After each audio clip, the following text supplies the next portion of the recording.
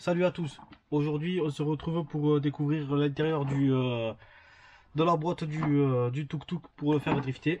Donc c'est le D3. Donc Usukani. Donc c'est un tricycle en fait conçu pour drifter. Un kit. Donc normalement c'est du 1/8. Donc on va voir ce que ça donne en taille.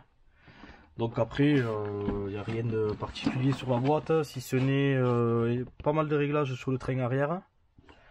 Sur l'avant aussi, il y a quelques réglages. Donc on peut installer un moteur brushless dessus, donc servo low profile et batterie low profile aussi. Moi j'appelle ça les petites batteries là. Donc fourni avec les pneus bien sûr. Donc on va découvrir et ils te disent que ils ont déjà upgradé avec les cardans CDV inclus. Donc voilà, plutôt pas mal. Donc moi je l'avais touché à 130 € il me semble que c'était en promo. Donc je voulais l'acheter à la base sur AliExpress, mais le problème c'est que c'était pas avant livraison pas avant février, donc et c'était à 200 €. Donc comme quoi des fois c'est moins cher. Je vous mettrai le lien de là où je l'ai acheté, c'est un site aux Pays-Bas il me semble. Donc je vous mettrai tout ça en lien si jamais tu veux aussi faire le montage. Donc moi je vais installer normalement un servo OMG, alors je sais plus lequel c'est celui à 70 €. Un gyroscope, je vais installer le OMG V4, c'est celui que j'utilise dans mes drifteuses. Ou alors un servo, j'installerai le RFD, on verra. Parce que je veux faire les choses bien.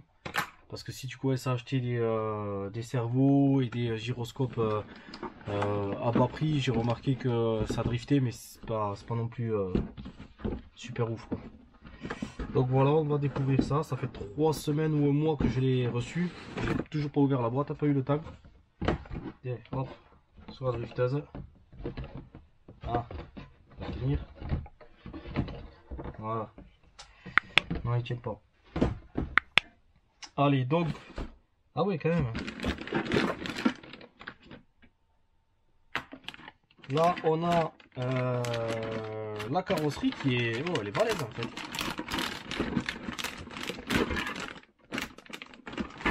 Tout bien emballé. Donc la carrosserie qui se compose de plusieurs éléments. Voilà. Je le voyais plus petit que ça quand même. C'est assez balèze quoi. Donc normalement la carrosserie, je dis bien normalement, c'est Lolo Posca qui va me la faire. Avec un thème bien rigolo. Ouais, donc ça c'est le garde-boue avant par exemple.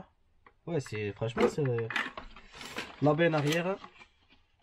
Et là c'est le toit. Et ça c'est les deux par bout on va dire, droite et gauche.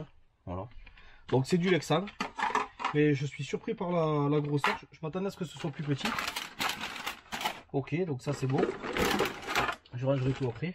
Donc après on a bon, le classique, les pneus. Voilà, pneus et jantes. Voilà. Donc pneus arrière et pneus avant. On va pas très bien voir, mais bon. Là ensuite on doit avoir tout ce qui est différentiel, je suppose. Le bac D. Différentiel avec couronne, pignon moteur, couronne. Voilà. Le châssis plastique. Châssis plastique classique. Et après il existe aussi des options pour ce tuk-tuk. Et bien sûr toutes les pièces détachées sur le site, j'avais vérifié avant de l'acheter quand même. Donc là encore des parties je suppose du châssis, bac B. Voilà. Après il n'y a pas 50 000 pièces, ça ne sera pas un montage qui va prendre 10 ans, on le fera aussi en vidéo.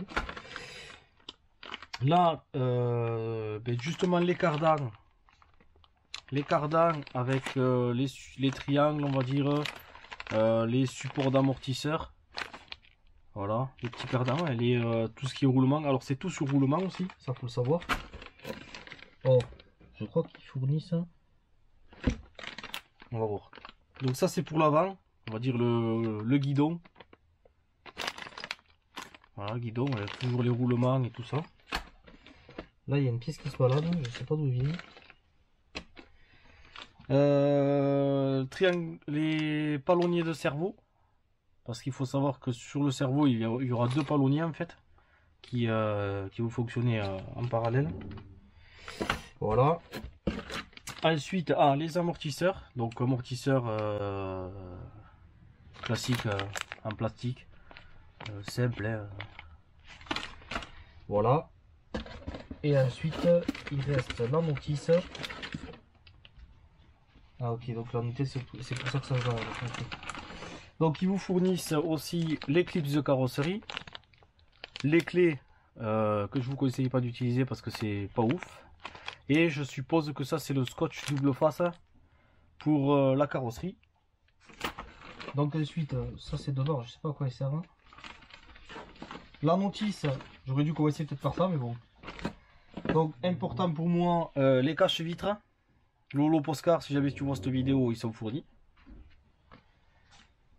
La notice pour installer la carrosserie, pour faire la carrosserie. Ouais d'accord, ok, c'est ça. Voilà. La notice pour la carrosserie. Donc comment la découper et tout ça. Ok. Et après la notice classique avec vue éclatée pour la voiture et surtout la notice pour le montage. Donc c'est une carrosserie, enfin c'est un châssis qui va se monter en... Est-ce que c'est noté en combien d'étapes? Non, il n'y a pas les étapes. Bon, c'est pas grave. Tu vois, ça a l'air bien détaillé. De ce qu'on m'a dit, j'ai pris les informations. De ce qu'on m'a dit, ça se monte à peu près en 2 heures. Et ça se fait tout seul, quoi. Il n'y a pas de... Il n'y a pas de mauvaise surprise. Tout est bien calé, apparemment. Hein. Donc voilà. Donc le montage, on le fera en live. Ça sera la première fois que je monte... Enfin, pas en live, on le fera en vidéo. Ça sera la première fois que je ferai un montage en vidéo. Voilà. Donc voilà pour le tricycle. Ouais voilà, après comme je disais en électronique, je vais y mettre moteur variateur, je vais mettre celle des MST RMX d'origine. Donc c'est d'origine, moi j'avais des moteurs variateurs brushless. Je vais y installer ça puisque j'en ai de passe.